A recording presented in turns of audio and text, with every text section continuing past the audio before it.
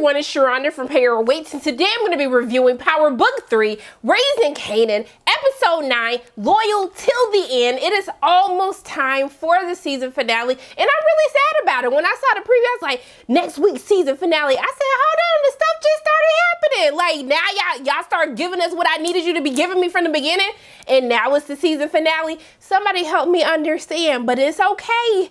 I'm gonna let it slide because it's finally picking up. It was kind of like a slow burn introducing us to all of the characters for us to really get invested into everyone once this war began. But now things are totally out of hand. So I don't know what the heck is gonna happen. We saw last week ended when Neek and his he had his boys go and shoot up and burn down Lou's house. We saw Marvin found Lou, brought him out, but we didn't know what was gonna happen. Y'all know they weren't gonna kill Lulu like that.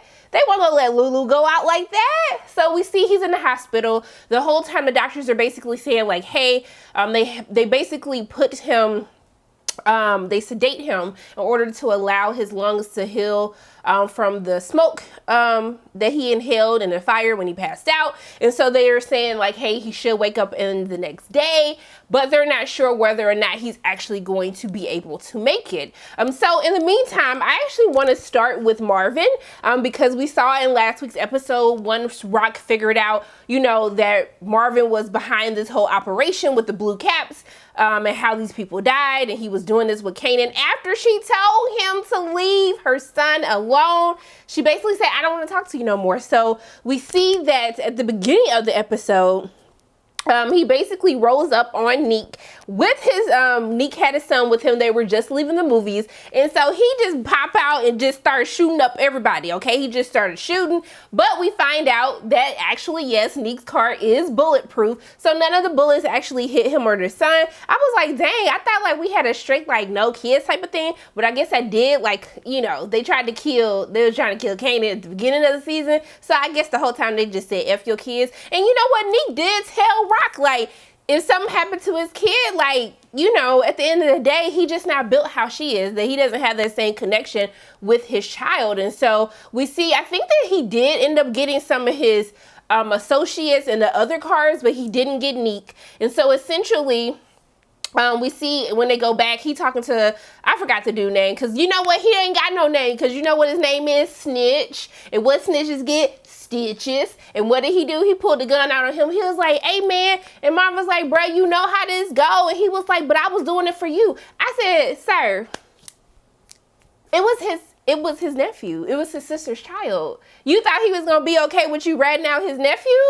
Have that make sense for me. And I was so happy when he was like, hey, like what you just said, that didn't move me. And I said, baby, it's not moving me either. Go ahead and do what you gotta do. So he shoots him, but I don't condone violence, y'all. I'm just saying based on the show. I'm just saying. All right. But we see he shoots him, sets the car on fire, he drives away. I was like, baby, why are you driving in this car with these bullet holes? But I was like, you know what? You got a lot going on. Something happened to Lou. They tried to kill him. So you know, you might not have had time. I mean, you had time to go get a whole truck and try to shoot Neek up, but you might not have had time to go get a new set of wheels. So it's okay.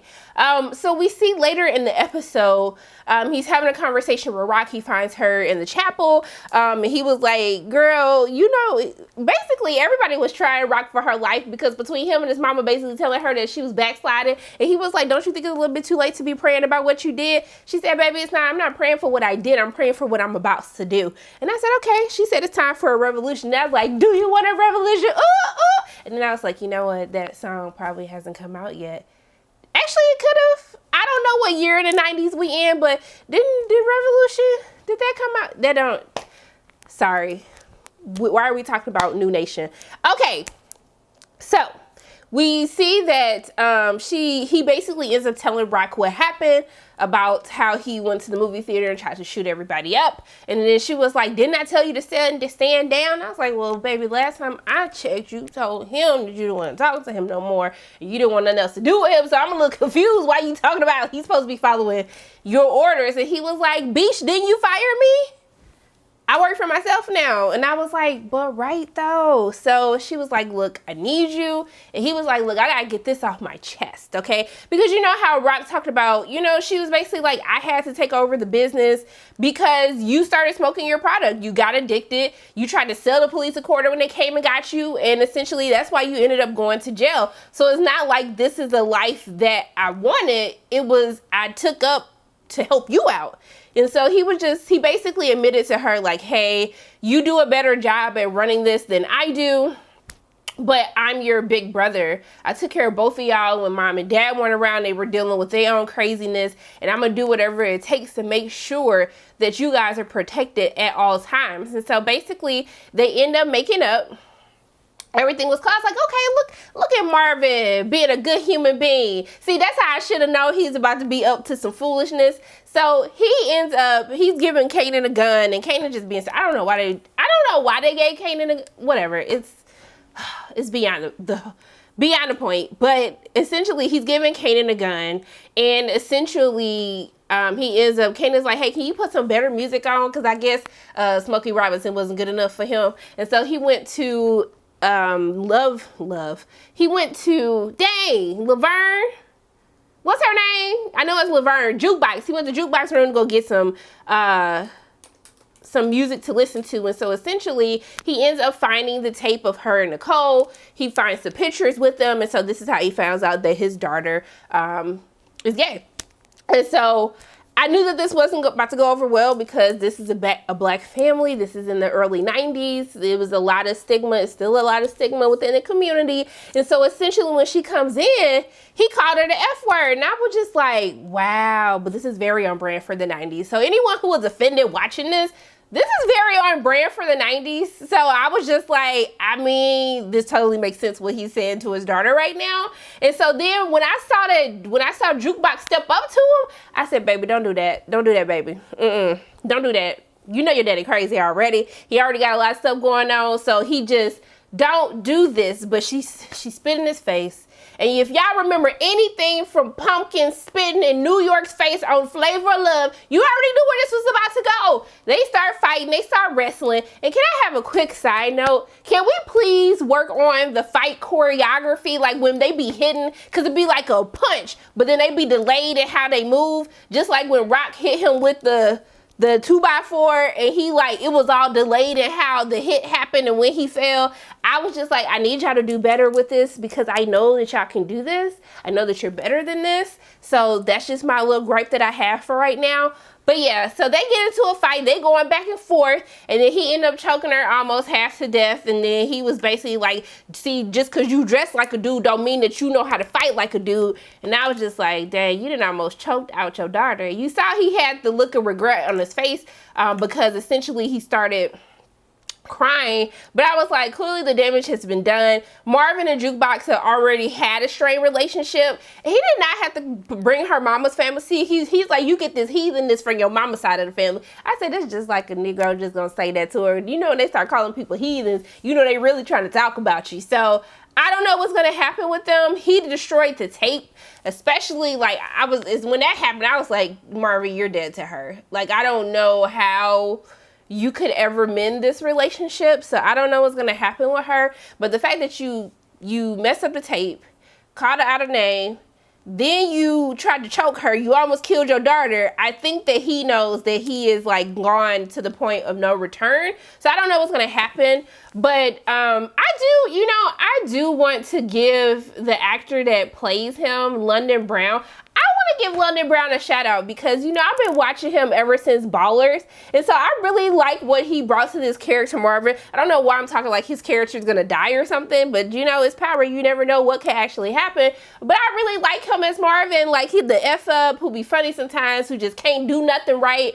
I really like him on the show. So I wanted to give him a shout out for it, just a moment. But let's go ahead and talk about RAQ.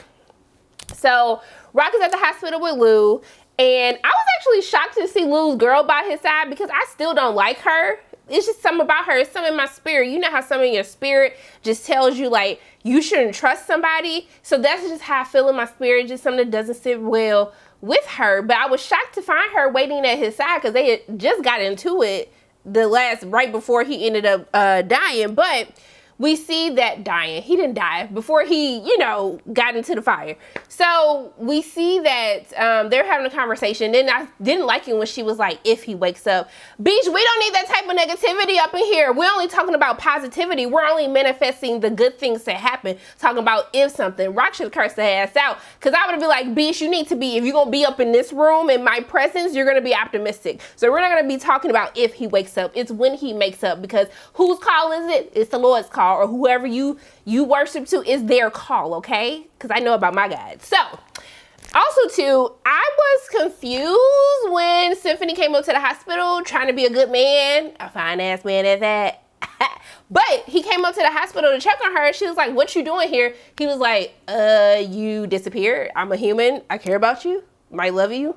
Like, what are you talking about? So she basically ends up causing this whole argument between them and basically saying, like, you know what, people gonna know who the real me is, and I got distracted because I was getting that good paint. She didn't say that, but I'm just saying that's what distracted her. But essentially for her, she feels as though that she has lost herself. She's lost who she was. She's lost the respect. The fact that Neek could even think that this would be okay for him to come and do something. And so for her, I felt as though that this was a defense mechanism of her causing this argument with Symphony, pushing him away, because honestly, she doesn't want to lose anybody. She doesn't want anyone else that she cares about to be hurt. And so that's why, she basically ended up pushing him away. And so he was like, F you. And she was like, oh, look at you. You got hurt. I'm surprised you had it in you. I said, baby, like, don't do that. Don't do that. And you know what? This how I know that Symphony loves her, because after she did all of that, he still told her, hey, by the way, make sure you tell Marvin don't trust Tony. And I was just like, that, because baby, I would have been like, you know what, since you don't want to be with me, go ahead and get messed up with the police, okay? Since you don't want to be with me, since I ain't got no heart, that's what you're gonna get. But he was being a good person. That's why I ride with Symphony. That's why I ride with him. And I was happy that Kanan called and told him what, actually happened. So basically, also too, when she said basically you can go find you a little college girl to F, college hoe to F, I was like, dang, like, why you going for the jugular like this, RAQ? Why? He didn't even do nothing to you. I know you upset, boo, but like, you gotta chill for a moment.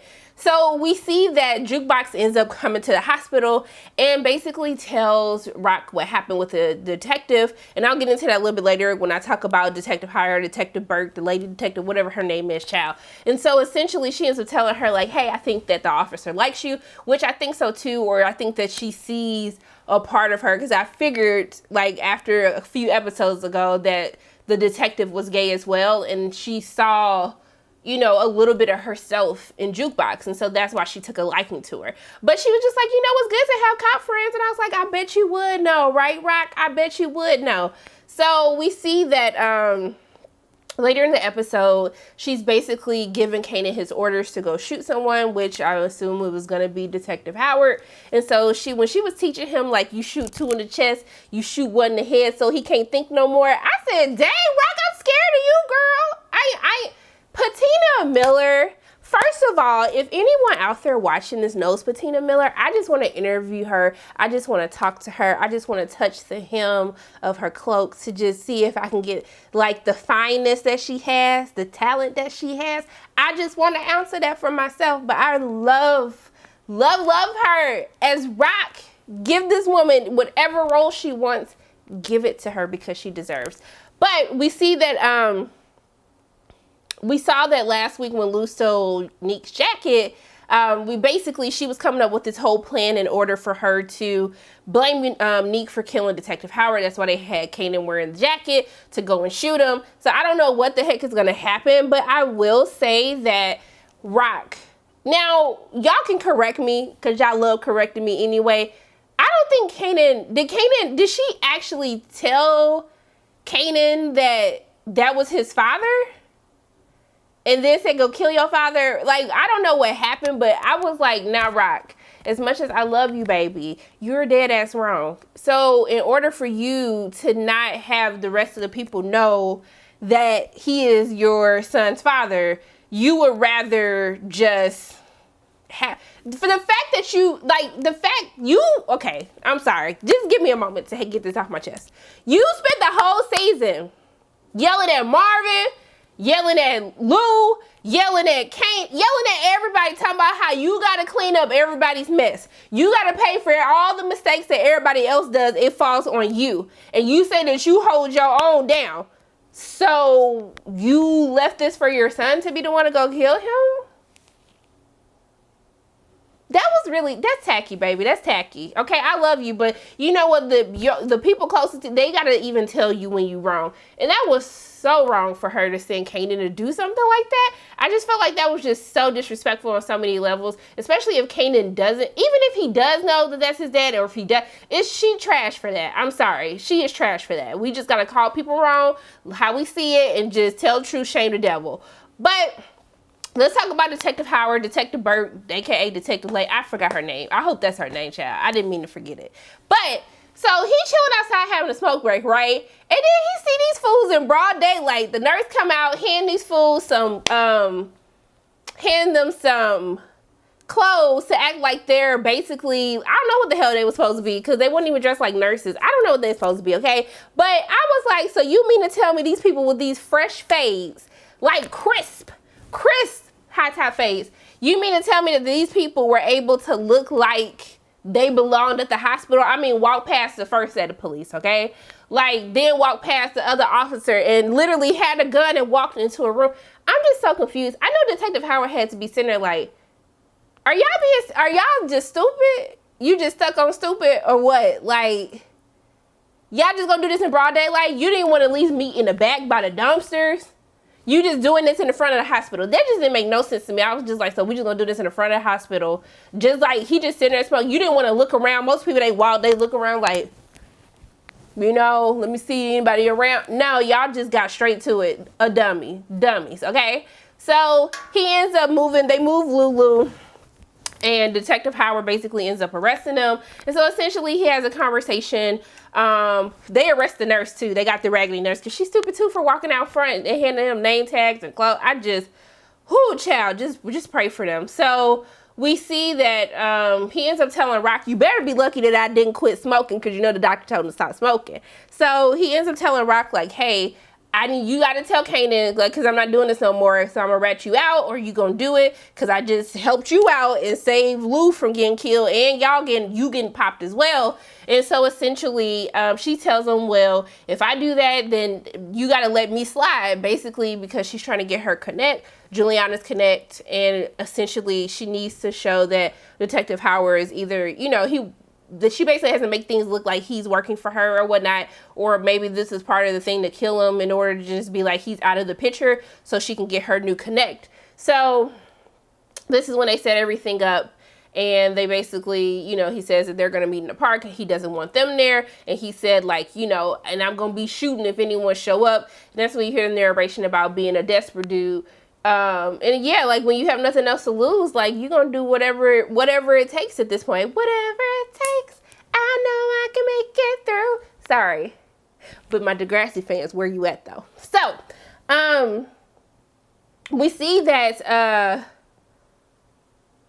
so we see that I thought Detective Howard was the one who actually got Laverne jukebox off, but it was actually Detective Burke who did it. And so she ended up telling her, because she went to go see her after Nicole's raggedy mama, and God bless her husband, because he trying to be like, girl, we do not want to be caught up in this mess. Like, what are you doing, girl? Like, let this stuff go. We lost our daughter. Ain't nothing that's going to bring her back. So basically the mama went to the station to talk to Detective Burke about how, you know, somebody called and let Laverne go. So she just on this whole vendetta to blame Laverne for her taking drugs. I understand it. I get it. But like, just listen to your husband, baby, because you bad for business right now. And so she goes to Nicole's grave and she sees Jukebox there, and she tells her about her first girlfriend, about how, you know, she was right. High school love do be some deep love. I feel like when you're in high school that you're more in tune to your emotions. Like you're more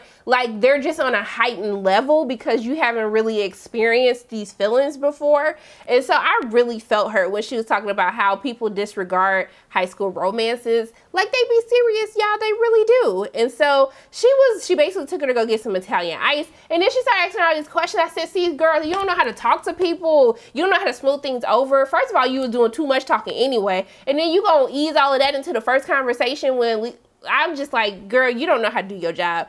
So Howard comes back and has a conversation with her, and she ends up telling him that she met with Jukebox, and then he basically said like, hey, I told you to leave it alone. It's clear I can't trust you, so I'm basically gonna just have you removed as my partner. And then we see at the end of the episode when Jukebox went and told her that essentially she said that she needs to watch her back, that, you know, the cops busting Unique, and so he's going to pop back off at him. This is all a part of RAQ's plan in order to blame Howard's murder on Unique.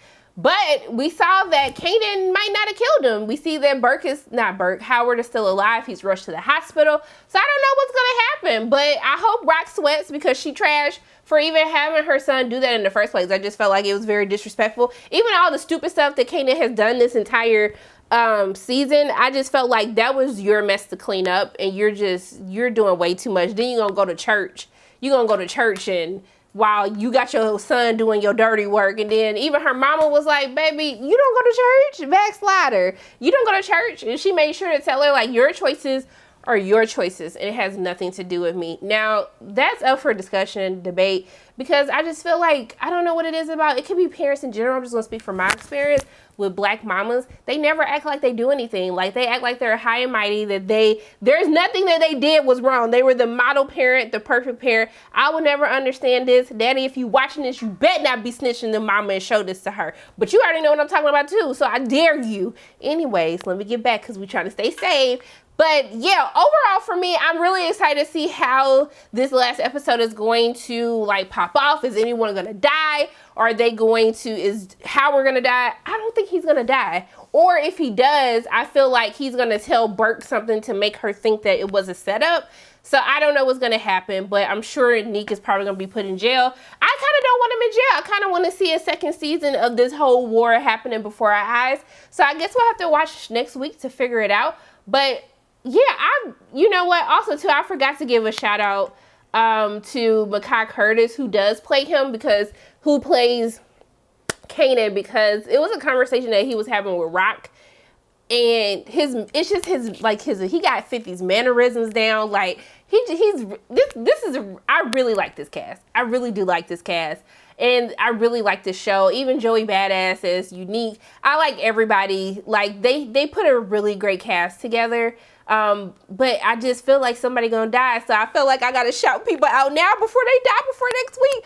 But yeah, those are my thoughts. I enjoyed this episode. I love the momentum that we have with the last couple of episodes. I can't wait to see what they have in store for us for the season finale. But those are my thoughts on Power Book 3, Raising Kanan, Episode 9, Loyal to the End. As always, my name is Sharona from Pay Your Weight, and if you like what you saw today, make sure you hit the like button, hit subscribe, share this video with your friends, and make sure you hit the notification bell. And I love you guys 3000. And until I see you again, bye.